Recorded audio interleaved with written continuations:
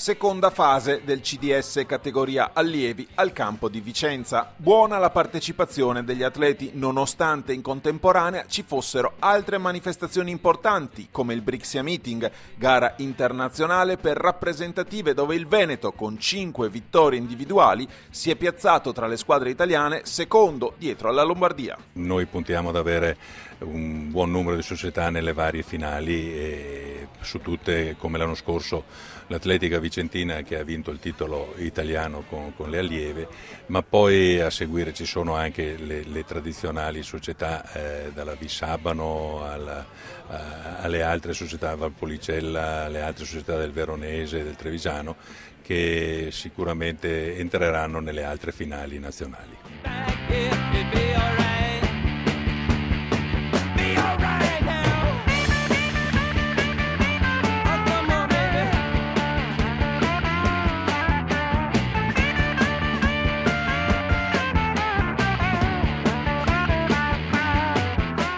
Le gare del weekend, che a Vicenza hanno chiuso le prove di qualificazione per le finali tricolore, incoronano l'Atletica Vicentina, leader in regione sia con la formazione maschile che con quella femminile.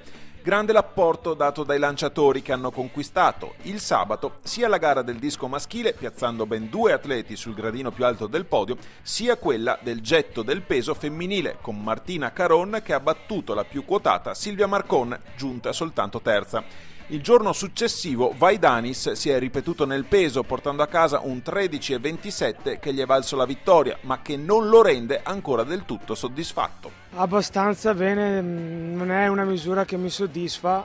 Quest'inverno ho fatto un 14,93, adesso non mi trovo più a lanciare il peso, 13,26 mi accontento.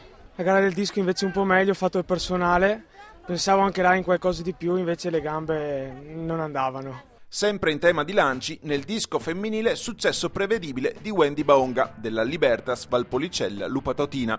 Wendy, complice l'assenza dell'amica Giulia Camporese convocata al Brixia Meeting di Bressanone, non ha avuto rivali e si è portata subito al comando della gara. Ho vinto con 35,60, non era personale ma comunque è andato abbastanza bene, speravo di fare di più però va bene lo stesso. Ed è un suo compagno di squadra, il ghanese Kanda Brian, a conquistare abbastanza agilmente i 400 piani. Un buon tempo il suo, che è stato addirittura migliorato nella frazione della staffetta della 4x400, ma agli italiani di categoria correrà gli 800. Pensavo che c'era uno del Fiamme Oro che mi tirava, ma alla fine non mi ha tirato nessuno, ho fatto la gara da solo.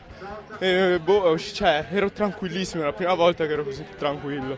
Ho fatto 50,99, però oggi nella staffetta dicono che ho fatto 49, meglio ancora. E agli italiani di categoria andrà anche Lucrezia Zanardo, proprio in virtù del tempo realizzato qui, a Vicenza, sempre nei 400 metri piani. L'atleta della Silca Conegliano vince la gara ed ottiene il suo personal best, comprensibile la sua gioia al traguardo. Ho fatto un buon tempo, infatti sono riuscita a fare il minimo per gli italiani e sono partita abbastanza veloce, ho tenuto tutto il percorso e verso la fine c'è stata una che correva con me che per fortuna mi ha tirato e sono riuscita a fare il personale. Altro personale quello conquistato dal giavellottista della Stiore Treviso Mattia Melis, con un lancio di 48,56 m conquista la gara ed ora aspetta solo la fine della scuola per poter preparare al meglio gli italiani, dove punta a migliorarsi ancora. All'inizio ero un po' deluso perché avevo cominciato con neanche 40 metri, 39 avevo fatto. Poi però piano piano ho cominciato a riprendere le mie misure e ho fatto anche personale, ho migliorato 2 volte e con la misura là ho vinto, 48,56. Saliamo con le distanze ed i giri di pista diventano 2. Seconda piazza negli 800 metri per Nicole De Zorzi della Vissabano, dietro ad una sorprendente Sofia Giobelli del Bentegodi, che conquista la gara da outsider visto che si presentava senza tempo di accredito. A Nicole comunque la vittoria nei 1500 metri e Vissabano e Bentegodi si piazzano rispettivamente seconda e terza nella classifica a squadre. È andata bene, però mi aspettavo meglio l'ultimo giro. Diciamo che il mio allenatore mi diceva di cercare di aumentare un po', di correre più fluida, però è andata insomma. Il tempo è 4,55, sì, io volevo puntare a fare 4,50 magari sotto, però ci accontentiamo.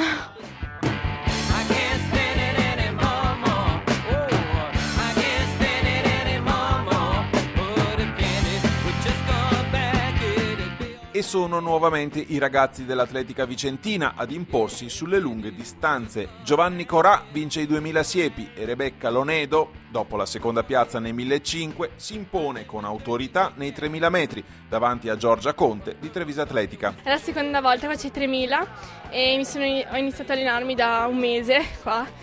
E inizialmente ho lasciato condurre le altre la gara.